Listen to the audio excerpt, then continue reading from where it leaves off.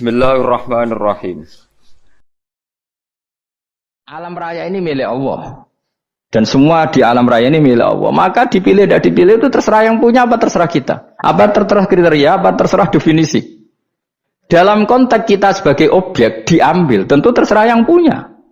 Kemudian Allah bilang, orang-orang itu saya pilih.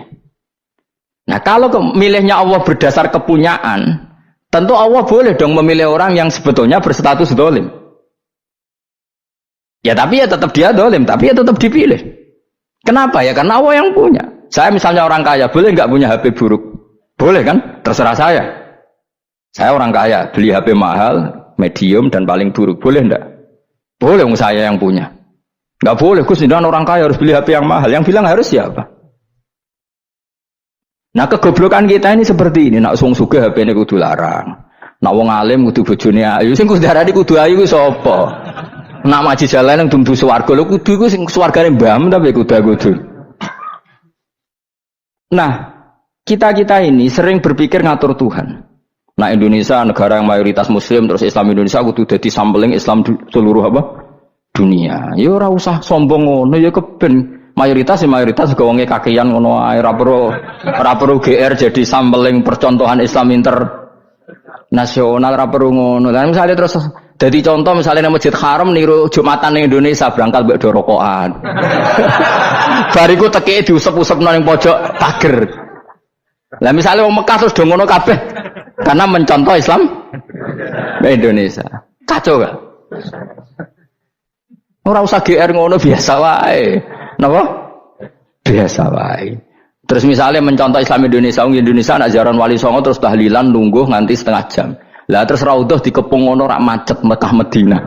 Mergo agar ziarah Nabi terus lungguh apa? Sak jam. Nah ning wali sak jam ning Nabi 2 jam lah kira-kira gitu.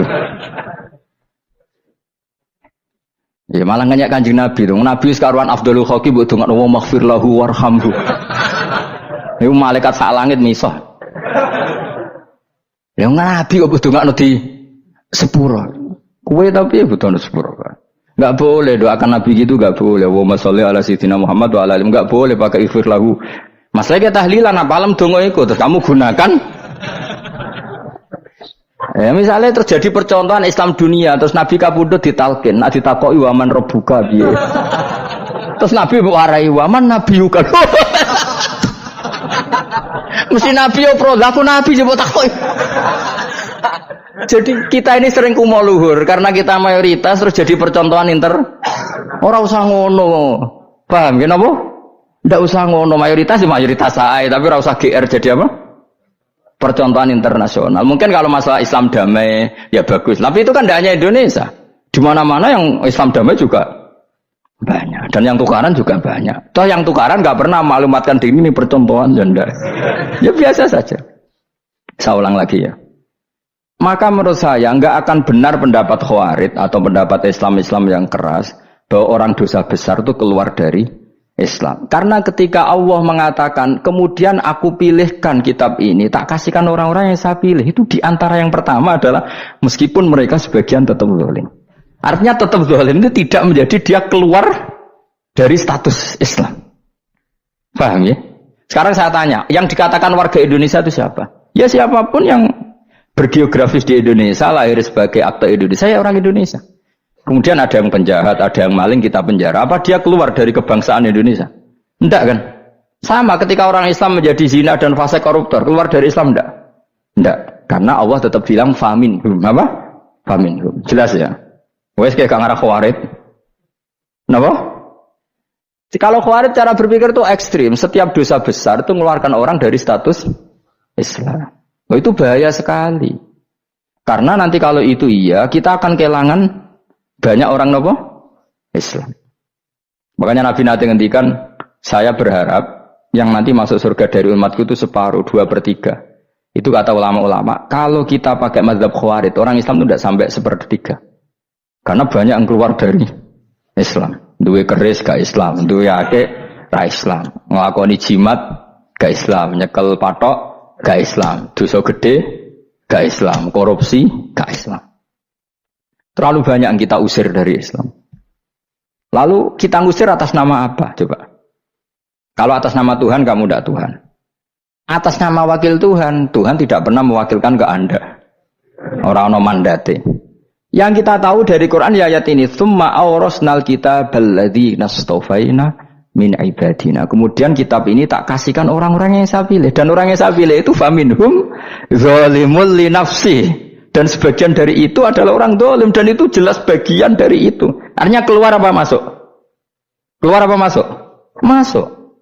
Meskipun ya yang zalim tetap berstatus zalim, kayak warga Indonesia, ini semua warga Indonesia. Paham ya? Yang maling ya tetap warga Indonesia, meskipun ya tetap maling. Jelas ya? Tenan ora ya? Makanya ahli sunnah itu pendapatnya falam nukafir mu'minan bil wisri. Kita tidak akan mengkafirkan orang mukmin hanya karena melakukan dosa. Kenapa ya? Karena Allah bilang faminhum setengah sangking itu masuk bagian. Dan itu luar biasanya Allah disebut istofaina. Tetap orang-orang pilihan. Maka ini penting saya utarakan supaya kita ini tidak sok-sokan ya. Terus yang zalimul li nafsi pun potensi dimaafkan sama Allah. Asal dia tobat, dan tobat itu sama Allah nggak ada batasnya. Malam yuhur kiri sampai apa? Nafas apa? Terakhir. Dan kadang orang itu sebetulnya nggak niat tobat, cuma ada perilaku tertentu sehingga dan Allah itu simpati. Itu juga banyak yang diterima tobatnya Allah. Makanya kata ulama-ulama itu, istighfar itu tidak syarat diampuni. Yang menjadi orang terampuni itu kehendak Allah. Istighfar itu bagian kecil dari syarat-syarat itu. Bisa saja orang tanpa istighfar tapi diampuni Allah.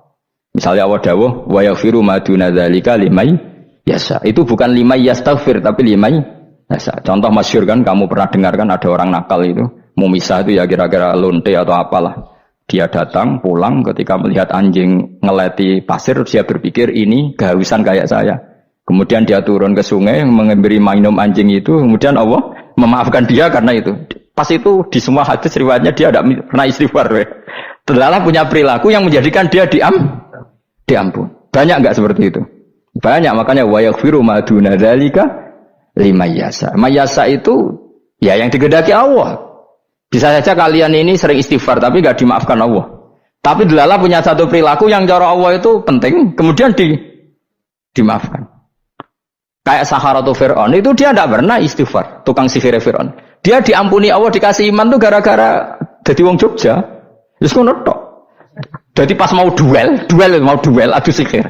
Iku dalah dekne mendingan ya. Qalu ya Musa imma antulqiya wa imma annakuna nahnul mulkin. Monggo jenengan riyen napa kula riyen. Tapi gara-gara dekne didikan Jogja niku. Lah wong ape duel, mestinya tarung itu semakin cepat mengambil kesempatan kan semakin menang. Ini sudah jelas tarung. Ngapunten jenengan riyen napa kula. Lha iku pangeran itu terus simpati. Wong kok sopane ngono apa? Akhirnya Allah memberi iman gara-gara apa? Imma antulqiya wa imma annakuna nahnul mulkin. Monggo jenengan riyen. Lah Musa juga Allah juga enggak terima kalau nabinya kalah sopan. Sehingga Allah memerintahkan Musa adalah sopan. Mboten jenengan mawon. Jadi Nabi Musa qala bal alqu. Jadi Nabi Musa enggak jenengan riyen mawon. Jadi coba, itu kan unik. Dia tidak ingin diampuni Allah, tapi adalah dia sebenarnya satu perilaku yang menjadikan Allah itu simpati, yaitu kesopanan dia dengan Nabi Musa. Imma antulqiya wa imma annakuna nahnul.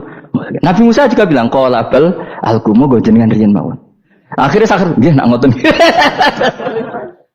Makanya Firaun itu mangkelnya bukan main. Ketika pertunjukan itu akhirnya kan Saharatu Firaun kan kalah. Setelah kalah langsung iman. Maka kata Fir'aun, ini jelas Musa itu guru kamu. Cuma pura-pura saja kamu pro saya. Lah buktinya apa? Jare buktinya tadi monggo-monggonan gitu. Makanya Fir'aun bilang, innahu lakabirukumul ladzi 'allamakumus sihr. Wah, itu mesti Musa itu gurumu. Padahal dia gak kenal sama sekali. Cuma gara-gara monggo-monggonan tadi itu akhirnya terus pikirannya Fir'aun, wah, mesti wis kenal suwi, mau gayane tok. Mergo gara-gara monggo jenengan riyen. Mboten monggo jenengan. Jadi makanya sampean jangan putus asa. Makanya keliru sekali kalau kita bilang diampuni Allah nunggu istighfar. Enggak. Tentu istighfar penting, kita sepakat. Istighfar itu penting, kita sepakat. Tapi itu tidak satu cara-caranya Allah untuk orang bisa diampuni. Nabi misalnya ngendikan ana wa kafilul yatim kahateni fil jannah. Coba. Orang sering istighfar sama kafilul yatim, kira-kira surganya cepat mana? Cepat kafilul yatim meskipun enggak istighfar. Boleh istighfar terus tapi medit ra karuan. Tak jamin mlebu neraka. Alamatnya medhit jelas ning neraka aku roh. Wis jelas. Al-bakhil qaribun minan nar, jelas alamatnya deket-deket situ lah, paham ya? Wis jelas as-sakhi qaribun minallah, qaribun minan nas, baitun minan nar. Nah al-bakhil baitun minallah, baitun minal jannah, qaribun minan nar. Jadi wong medhit itu ya deket-deket situ alamatnya sudah jelas deket-deket neraka. Ana wa kafirul yatim kahataini fil. Berapa? Apa semua yang dimaafkan Allah Nabi nyebut syaratnya istighfar? Kebanyakan malah enggak. Orang alim misalnya. Makanya orang alim kalau jarang istighfar kamu enggak usah iri. Orang alim itu mulang tok. Itu langit bumi mintakan ampun. Wa innal alima la yastaghfiru lahu man fis samawati wa man fil ard hatta khitan fil bahr. Orang alim itu otomatis dimintakan maaf oleh langit dan bumi sampai iwak ning laut. Maka jendur Abu Husba jarang istighfar. Aku sing istighfar iki akeh sembrono. Langit bumi no. Mulane kula nu jarang istighfar bukan karena saya sombong, memanfaatkan istighfar mereka, no? Dan saya yakin itu lebih mandi timbang istighfar saya. Mun koman fi samawati nglebokno Jibril, Mikail, orang-orang keren apa makhluk-makhluk apa keren.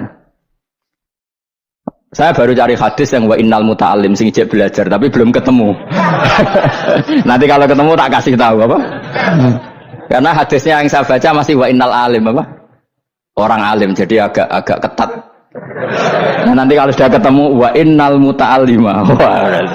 Nanti dicari. Tapi pasti palsu kalau ada itu. Karena semua tagnya itu apa? Alim. Atau ya kamu alim dibanding yang di bawahnya. Ya semoga itu masuk apa? Jadi dibanding orang Papua kan harus alim. Saya ulang lagi ya, ini penting sekali. Jadi latihlah jangan punya gerakan takfiri orang lain dianggap kafir, orang lain dianggap kafir karena Allah tidak pernah mengusir hambanya. Meskipun apapun salah najiyah kata Allah tetap faminhum. Apa? Faminhum. Hum itu rujuknya ke yang depan. Jadi termasuk orang-orang yang saya pilih adalah faminhum zalimul li nafsi. Tetap dia di arena itu.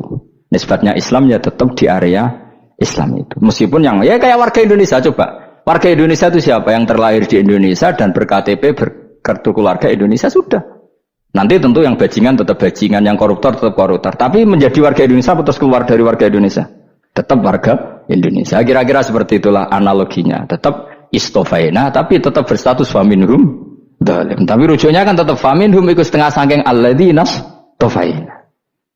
Mulane ngaji sing tenanan. Kowe ora usah anut khawarit. Khawarit ku apa ngamukan. Sithik-sithik wong liya salah iku apa-apanan. Loh saya juga mangkel beong dolim. Semua orang soleh mangkel beong dolim. Tapi ya dihukum saja. Misalnya dalam Islam ada kisos, ada ada hadul qadab, hadus sariko. Ya hukuman saja. Tapi hukuman itu tidak bisa menghilangkan status. Ya sama seperti manusia tetap manusia. Meskipun apapun dia ya manusia. Ya tadi misalnya manusia itu siapa? Ya manusia itu ya manusia.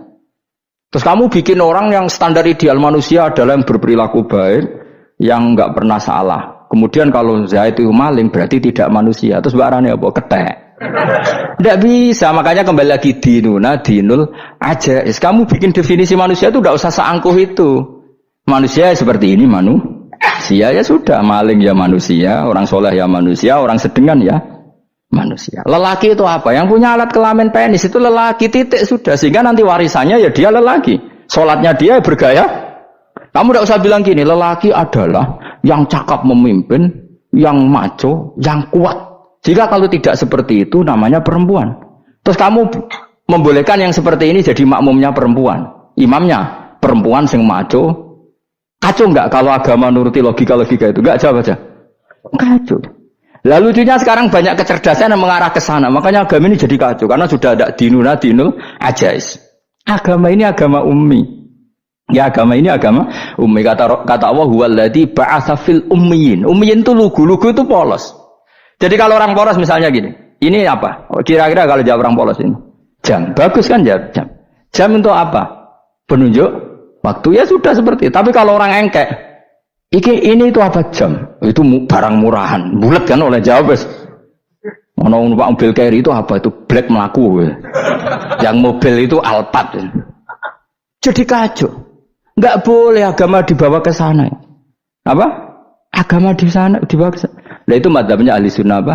wal jamaah. Ketika Rasulullah ngendikan la yu'minu ahadukum hatta yuhibba li akhi, ora kok diarti ini ora iman. Jika yang menyala itu tidak iman, tidak seperti itu cara mengartikan ahli sunnah wal jamaah. Karena status itu tidak pernah hilang. Yang hilang hanya kesempurnaannya. Paham ya? Kesempurnaan kita jadi manusia hilang karena kita maling, karena jadi koruptor. Tapi tetap kita manusia. Kesempurnaan kita sebagai orang mukmin hilang kalau kita fasik. Tapi kita tetap mukmin. Paham ya? Makanya setiap hadis gitu kata ahli sunnah la yu'minu imanan kamilan. Wis dong ya. Dong. Ya terus alhamdulillah subhanallah. Ya doa alim malam 22. Malam Lailatul. Aku kadang yang melok goblok aduh. Saya tuh sering dididik sama bapak saya, sekumpul wong akeh kudu melok goblok guys. Makanya bapak itu kalau ada orang pidato, bapak kan juga enggak suka pidato juga, tapi ya kerso kadang-kadang, saya pun kadang-kadang kerso. Asal sing ngutus pernah guru, pernah sepuh kadang kerso. Nah, bapak nak bahas pengajian diomongin balik dari bapak, malah bingung. Ngomong apa wae. Coba kita dengan PD-nya bilang Lailatul Qadar itu 21 sampai berapa? 29. Lailatul Qadar. Warna iki malam Lailatul Qadar. Lalu Lailatul Qadar keren tuh karena apa coba? Karena nuzulul Quran. Lalu nuzulul Quran tanggal 17. Lalu Lailatul Qadar tanggal berapa? Oh, ada nih. Alhamdulillah. Tapi ini jangan jadi keiskalan yang masih itu sudah difitnah itu. Cara Gus Bak, ya cara Gus Bak cara Quran ngawur gitu. Sembrono. Memang aku tidak pendapat tentang Quran, ya dan ayatnya seperti itu. Maka yang benar, Lailatul Qadar itu kata ulama-ulama dulu, orang yang beramal soleh, ya itu sudah anggap saja dapat Lailatul Qadar. Ora usah ndelok esuk-esuk ndelok srengenge blerengen ta ora. Nek ora blerengen berarti untuk Lailatul Qadar. Jan mendung kan blereng iki. Terus bengi angite sayup-sayup. Anggere dini hari ya sayup-sayup blok-blok aneh-aneh wae. Lah nek pikir sego ora, berarti wong laut gak tarah untuk Lailatul Qadar, ke segoro kidul angine bianter. Lah nek ning Dieng ya mesti sayup. Mau angin dok gunung wis kesel tadi harus sayup-sayup. Gawe ukuran ojo ngono, gawe ukuran ngono rak wong Dieng luwih ngrasa entuk Lailatul Qadar timbang wong segoro kidul. Ke segoro kidul angine apa? Buanter. Padahal alamate piye? Sayup-sayup. Mana-mana. Maksudnya alamat ngono iku ora ngono, maksudnya ayat iku Kanjeng Nabi mbadhawuh ngono, maksudnya ora ngono. Wes dong ya. Ayo Lailatul Qadar tanggal. Aku seneng wong bodho. Enak urip wis happy no.